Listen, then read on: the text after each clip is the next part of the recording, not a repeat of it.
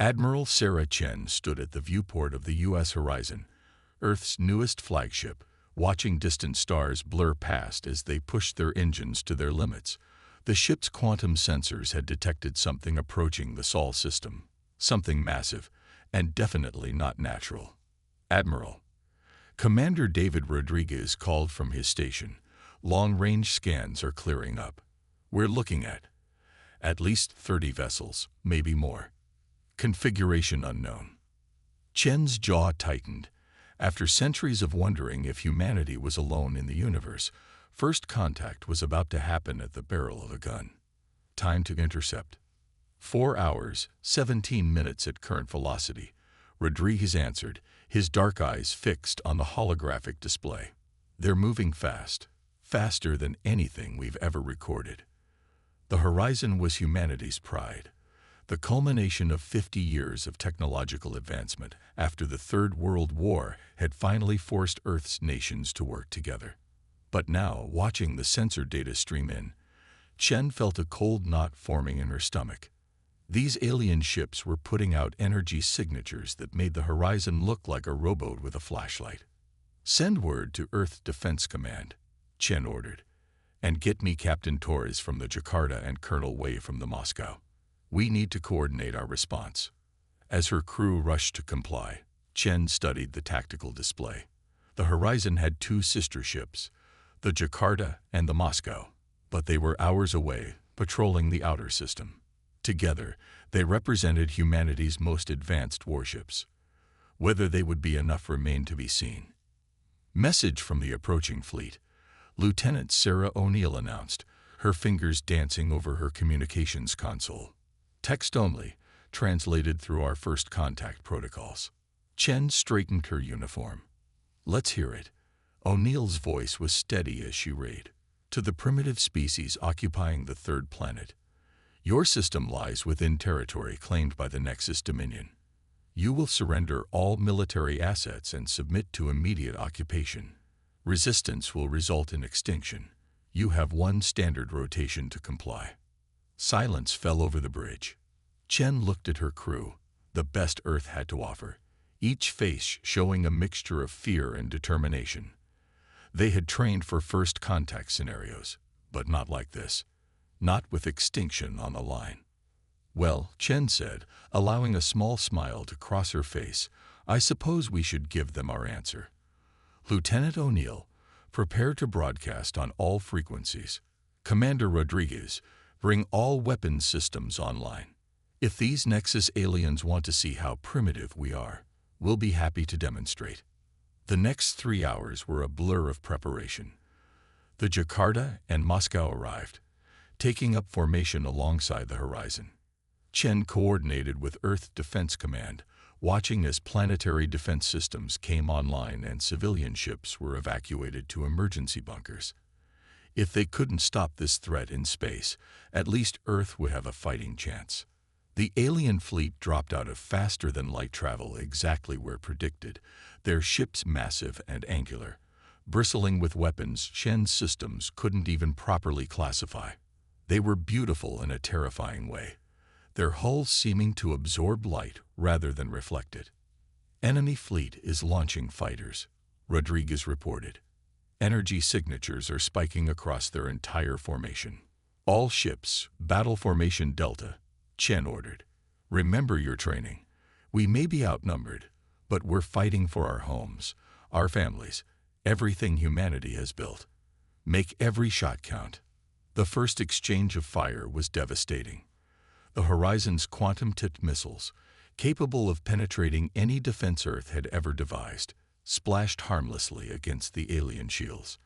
In return, beams of coherent energy sliced through the Moscow's armor like it was tissue paper. "Moscow is hit," Rodriguez shouted, their reactors going critical. Chen watched helplessly as the Moscow exploded, taking 400 of Earth's finest with it. The Jakarta was next, its shields failing under a barrage of weapons that seemed to ignore the laws of physics themselves. "Admiral," O'Neill called out, her voice tight with urgency, "I'm picking up another signal. It's not coming from the Nexus fleet. The pattern is completely different. Before Chen could respond, space itself seemed to tear open behind the alien fleet. A massive ship emerged, its design unlike anything human or Nexus. It was organic and geometric at the same time, its hull shifting and flowing like liquid metal. "New contact is firing," Rodriguez reported, wonder in his voice. "Those weapons, they're cutting through the Nexus shields like they don't even exist." Chen watched in amazement as the mysterious vessel tore through the Nexus fleet with impossible precision. Weapons that had shrugged off humanity's best efforts failed completely against this new arrival. Within minutes, the mighty Nexus fleet was in full retreat, leaving behind only wreckage and questions. "We're being hailed," O'Neill said quietly, "from the unknown ship." The main view screen came to life, showing a bridge that somehow managed to look both alien and familiar. The figure standing in its center appeared human, but there was something off about them. Something Chen couldn't quite place. "Admiral Chen," the figure said with a warm smile, "we have much to discuss. Your species has just taken its first step into a much larger universe, and I'm afraid the Nexus Dominion is the least of your worries." As Chen stared at the screen, she couldn't shake the feeling that humanity's real trial was just beginning. The stars had turned out to be far more dangerous and far stranger than anyone had imagined. Last edited 2 minutes ago, the mysterious ship's captain introduced himself as Marcus Thane, and his revelation shook the foundations of everything humanity thought they knew. His vessel, the Starweaver, wasn't just a ship. It was an artifact of an ancient civilization that had seeded the galaxy with humanoid life millions of years ago. "Your solar system," Thane explained to the assembled Earth leadership in the Horizons conference room, "contains something the Nexus Dominion wants desperately, something they've been searching for across hundreds of star systems." Admiral Chen studied the holographic star chart floating above the table. Red markers indicated systems already conquered by the Dominion, forming a pattern that pointed directly at Earth. "What could we possibly have that's worth crossing half the galaxy for?" Thane's expression was grave. "A vault. One of 7 created by the predecessors before they vanished. We believe it contains technological secrets that could shift the balance of power in the galaxy." "And you know this how?" General Santos of Earth Defense Command demanded.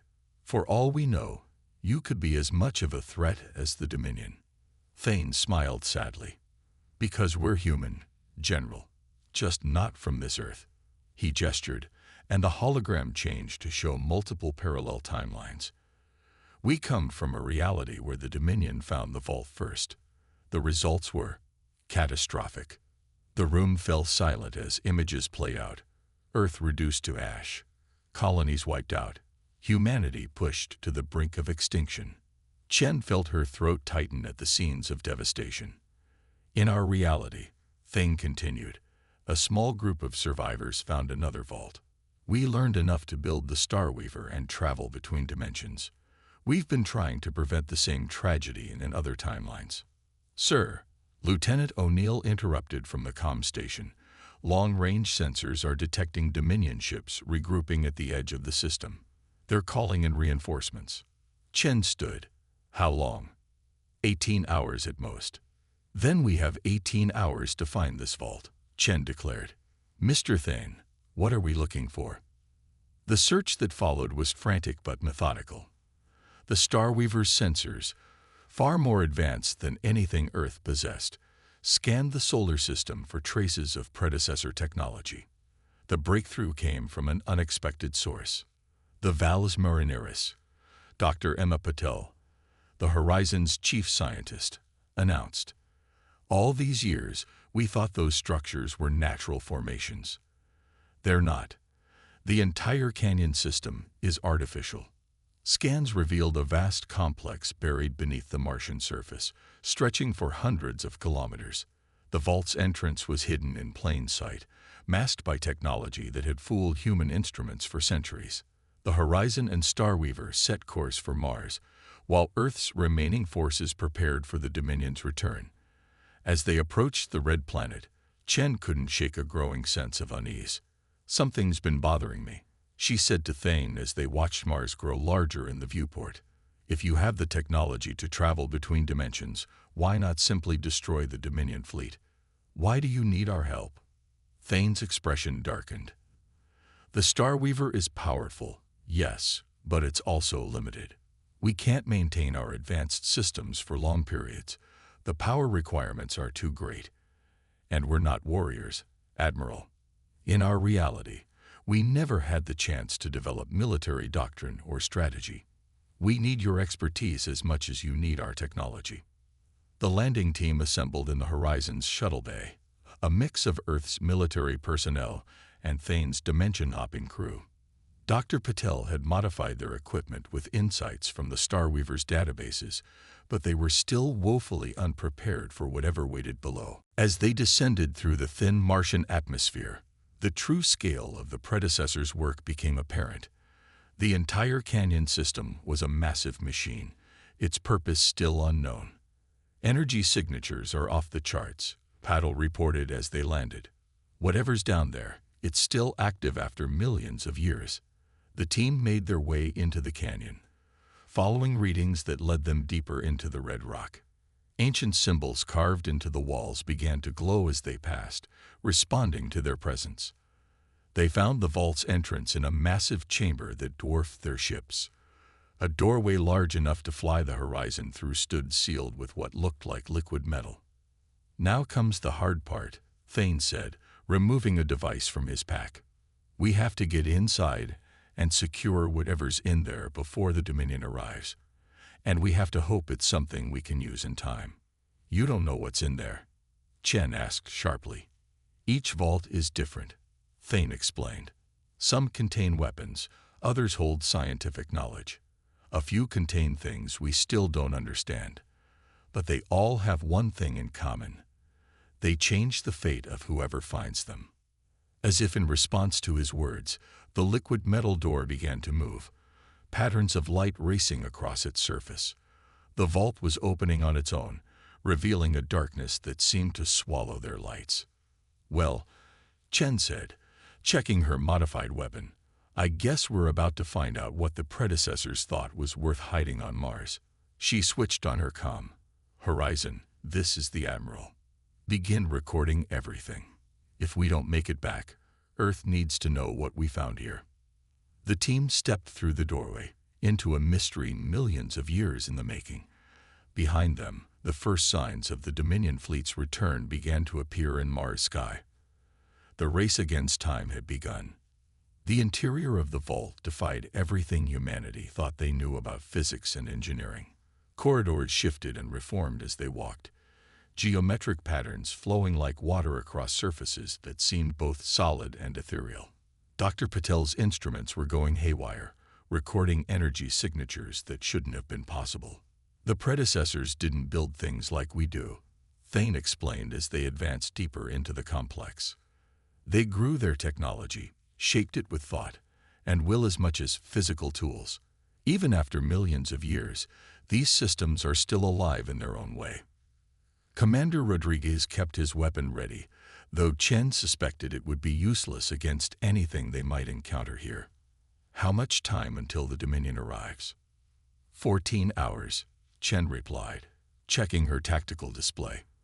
The Horizon's crew is working with Thane's people to integrate some of their defensive technology, but she stopped short as they entered a vast chamber that seemed to stretch endlessly in all directions. In its center, suspended in a column of shifting energy, hung what looked like a simple crystal sphere about the size of a basketball. There it is, Thane breathed. The core archive. Dr. Patel moved forward with her scanners. The energy output is incredible. This single object is producing more power than Earth's entire energy grid. It's not just a power source, Thane said. It's a database containing the sum total of predecessor knowledge from this sector of space. Weapons, shields, drives. Everything they knew about manipulating the fundamental forces of reality. Chen studied the sphere. How do we access it? That's the problem, Thane admitted. Each vault responds differently. Some require genetic keys, others respond to specific thought patterns. We need tow. A distant explosion rocked the chamber. Chen's tactical display lit up with warnings. They're here, Rodriguez shouted. Multiple Dominion ships entering orbit. They're launching dropships toward the surface. How?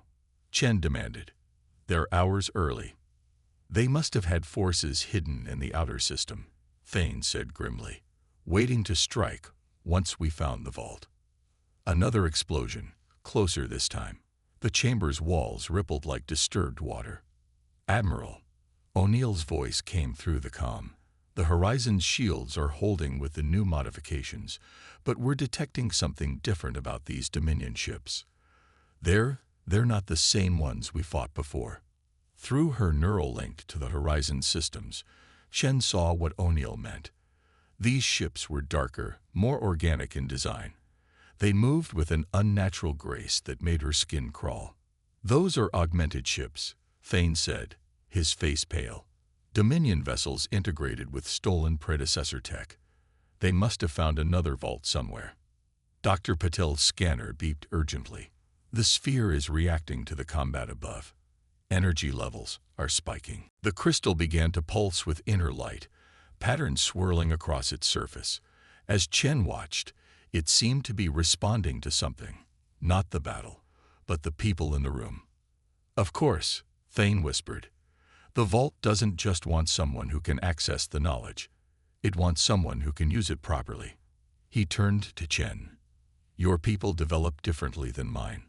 Where we focused on survival and hiding, you built ships, created military doctrine, learned to fight. The vault is responding to that. Chen stepped toward the sphere. As she did, the energy field surrounding it flickered and parted like a curtain. Admiral, wait. Rodriguez moved to stop her, but Thane held him back. This is why we needed you, Thane said. In my reality, we could never activate the vault properly. We didn't have the right mindset. Chen reached out and touched the sphere. Information flooded her consciousness. Designs for weapons that could reshape space itself, shields that existed in multiple dimensions simultaneously, drives that could fold reality like paper. But more than that, she saw the predecessor's purpose in creating the vaults. They weren't just storing technology, she gasped. They were testing us. All of us. Different species, different realities. They wanted to see who would use their knowledge wisely. The chamber shuddered as another explosion rocked the surface.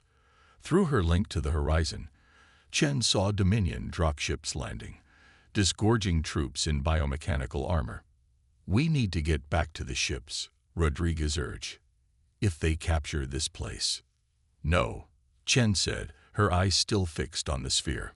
We make our stand here. She turned to Thane. You showed us what happened in your reality when the Dominion got this technology. We're not going to let that happen here. The sphere pulsed brighter, responding to her determination. Chen felt knowledge flowing into her mind, but it wasn't overwhelming now. It was organizing itself, adapting to her military training, showing her exactly what they needed. Dr. Patel, connect your pad to the Horizon systems. Lieutenant O'Neill, prepare for a massive data upload. Commander Rodriguez, get me a secure link to Earth Defense Command. Chen smiled grimly. The predecessors left us more than just technology. They left us a blueprint for victory, if we're brave enough to use it. As her crew rushed to comply, Chen began to understand why the vault had waited so long to be found. It wasn't just about finding someone who could access its knowledge. It was about finding those who would use it not for conquest, but for protection. The predecessors had created the vaults as a test, and humanity's response to the Dominion threat was their final exam. The real battle was about to begin, and this time, Earth wouldn't be fighting alone. The Martian sky burned with weapons fire as Chen's plan unfolded. The vault's knowledge, filtered through her military training, had given them something the Dominion never expected. Understanding, not just of the technology, but of how to use it in ways its creators never imagined. Multiple Dominion troops entering the main corridor, Rodriguez reported from his position. Their bio-augmented armor is adapting to our weapons fire. Let them come, Chen said, her voice steady. Through her neural link, she watched as the Horizon systems integrated the vault's data. The ship's quantum processors, originally designed by human engineers, were proving remarkably compatible with predecessor technology. Dr. Patel, status. Integration at 60%, Patel replied, her fingers dancing across multiple holographic interfaces. The vault's data is rewriting our systems faster than I thought possible. It's almost like it's evolving to match our technology. Thane watched in amazement as the Horizon's systems transformed. This is incredible. In our reality, we spent decades trying to understand even basic predecessor tech. Your military infrastructure, your standardized systems, they're providing a framework the Vault can build on. A massive explosion rocked the chamber. Through the shifting walls, they could see Dominion shock troops advancing, their armor pulsing with stolen predecessor energy. Admiral, O'Neill's voice came through the comm. The Dominion commander is broadcasting. They're demanding we surrender the Vault, or they'll begin bombarding Earth directly. Chen smiled grimly. Tell them we're about to show them exactly why that would be a mistake. Execute pattern Omega. Above Mars, the Horizon's hull began to change. Patterns of light raced across its surface as predecessor technology merged with human engineering. The ship's conventional weapons retracted, replaced by structures that seemed to grow from the hull itself. First wave of modifications complete, Patil announced. Quantum field generators are online. Dimensional stabilizers are functioning at 30% above projected capacity. This is why you failed before, Chen said to Thane as she watched the transformation. The Vault wasn't meant to replace our technology. It was meant to enhance it, to be used alongside what we'd already built. She turned to her crew. Humanity got this far on our own. We created faster than light travel, built ships that could cross the solar system, developed weapons and defenses through our own ingenuity. The predecessors didn't want to give their technology to someone who would simply copy it. They wanted to find people who would innovate with it. The chamber's walls rippled again as more Dominion forces approached. Rodriguez's team had set up defensive positions using a combination of Earth weapons and hastily modified predecessor tech. The resulting hybrid devices were unlike anything either side had seen before. Multiple Dominion capital ships moving into attack position, O'Neill reported. They're charging their main weapons. Perfect, Chen said. They still think this is about raw power. Commander Rodriguez, show them why they're wrong. Rodriguez activated the modified defense grid. Instead of trying to match the Dominion's superior firepower, the human defenders had created something new. Quantum fields intersected with conventional shield harmonics, creating spaces where the laws of physics themselves became fluid. The first Dominion blast struck these defenses and simply disappeared, emerging behind their own lines to strike one of their own ships. How? Thane stared at the tactical display in disbelief. Even with predecessor tech, this should be impossible. Because you tried to use their technology as they designed it, Chen explained. We looked at it and asked, what else can we do with this? Humanity's greatest strength isn't our technology. It's our ability to adapt, to see new possibilities. On the display, they watched as Earth's remaining ships began to transform, incorporating the same modifications as the Horizon. The Dominion fleet's coordination began to falter as their supposedly superior technology failed to perform as expected. We're ready for Phase 2, Patil announced. The Vault's central core is fully integrated with our systems. Chen nodded. Begin broadcast on all frequencies. Let every ship in the system see what happens when you underestimate humanity. The crystal sphere pulsed with blinding light as its energy fed into their hybrid systems. The chamber's walls became transparent, giving them a clear view of the battle above. The Horizon's new weapons opened fire, not with beams or projectiles, but with controlled ruptures in space-time itself. Dominion ships found themselves fighting an enemy that seemed to break every rule they understood. Human vessels appeared to be in multiple places at once, their weapons striking from impossible angles. Conventional tactics proved useless against defenses that could redirect energy through dimensional folds. "Admiral," O'Neill called out, "we're detecting massive power spikes from the remaining Dominion ships. They're trying to copy what we're doing." "Let them try," Chen said quietly. "They don't understand. This isn't about the technology anymore.